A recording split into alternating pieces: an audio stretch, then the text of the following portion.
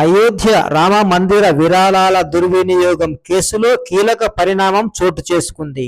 ఆలయ విరాళాల లెక్కల్లో అవకతవకలు జరిగాయన్న ఆరోపణలపై దర్యాప్తు చేస్తున్న ప్రత్యేక దర్యాప్తు బృందం అంటే సిట్ నివేదిక వెలుగులోకి వచ్చింది.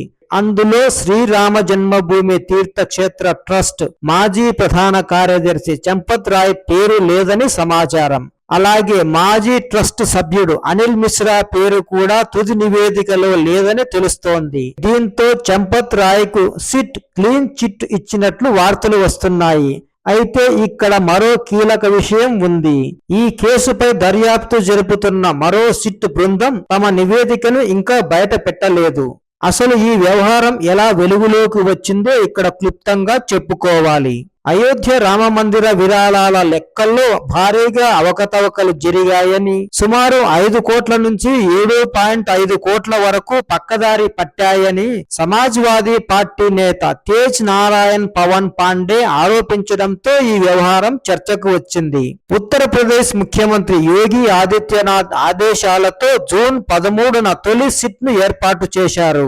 లక్నో డివిజనల్ కమిషనర్ విజయ్ విశ్వాస్ పంత్ ఈ బృందానికి నేతృత్వం వహించారు. జూన్ 23న సిట్ ప్రాథమిక నివేదిక ఇవ్వడంతో అదే నెల 25వ తేదీన అయోధ్యలో ఎఫ్ఐఆర్ నమోదైంది. అందులో 8 మంది పేర్లను చేర్చారు. ఇక దర్యాప్తులో నగదు నిర్వహణపై అనేక ప్రశ్నలు తలెత్తాయి. ఏప్రిల్ 27వ తేదీ నుంచి జూన్ 5వ తేదీ మధ్య కౌంటింగ్ రూమ్ లో దాదాపు 70 సార్లు నగదు చోరీ జరిగినట్లు సీసీటీవీ ఫుటేజీ ఆధారంగా గుర్తించారు. కొందరు ఉద్యోగులు నగదుతో బయటకు వెళ్లడం కనిపించింది. నగదు లెక్కింపు, భద్రతా విషయంలో నిబంధనలు కూడా సరిగా పాటించలేదని దర్యాప్తులో బయటపడింది.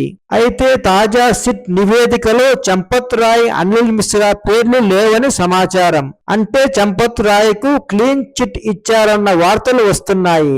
తదుపరి చర్యల కోసం ఈ నివేదికను ట్రస్టుకు హోంశాఖ పంపించనున్నట్లు సమాచారం. కాగా ఈ కేసులో మరో దర్యాప్తు కూడా కొనసాగుతోంది.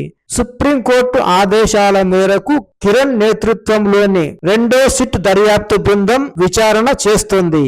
ఈ బృందం కూడా విరాళాల లెక్కలు, నగదు నిర్వహణ, సీసీటీవీ ఫుటేజీ, అధికారుల బాధ్యత వంటి అంశాలపై విచారణ జరుపుతోంది.